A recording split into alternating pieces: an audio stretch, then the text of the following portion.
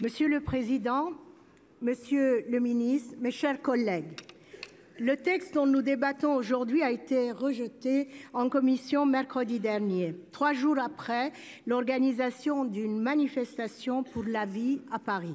Rien de nouveau sous le soleil sénatorial. Un texte similaire avait été déjà rejeté en octobre dernier. Si le recours à l'avortement est protégé chez nous par la loi Veil du 17 janvier 1975, il ne bénéficie pas pour autant aujourd'hui de la protection la plus forte qui soit dans nos droits. Sanctuariser en le faisant entrer dans la Constitution ce droit fondamental de la femme à disposer de son corps qui le mettrait à l'abri des tempêtes politiques françaises. Souvenons-nous de ce qui s'est passé dans des pays de l'Est de l'Europe, comme la Pologne et la Hongrie, et même dans une grande démocratie comme les États-Unis, sous la pression des conservateurs. L'Italie risque à son tour de s'engager dans cette voie de la régression. Notre collègue Philippe Bas a proposé une nouvelle rédaction de la formule retenue par l'Assemblée nationale en substituant à la notion de droit d'accès à l'IVG, celle de la liberté de mettre fin à sa grossesse. Une liberté déjà reconnue, selon lui, par la décision du Conseil constitutionnel du 27 juin 2001. Quoi de neuf dans ce cas? D'autant que liberté n'est pas droit.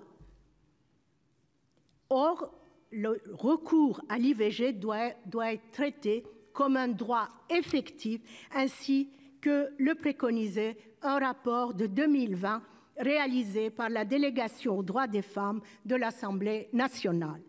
Jusqu'à quand devrons-nous nous battre pour une reconnaissance pleine et entière du droit des femmes à disposer de leur corps, à choisir leur maternité?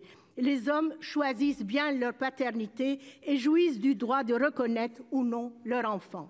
Pourquoi vouloir toujours, ouvertement ou indirectement, contrôler la sexualité des femmes?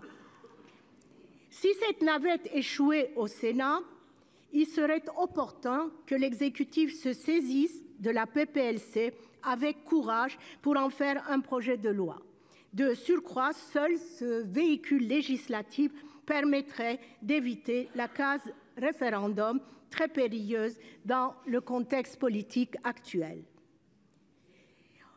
au cas où les deux chambres se mettraient d'accord sur un texte. À moins, bien sûr, que le but inavoué de l'exécutif soit de faire traîner les choses ou de les rendre difficiles. J'espère que non. Merci. Merci, cher collègue. La parole est maintenant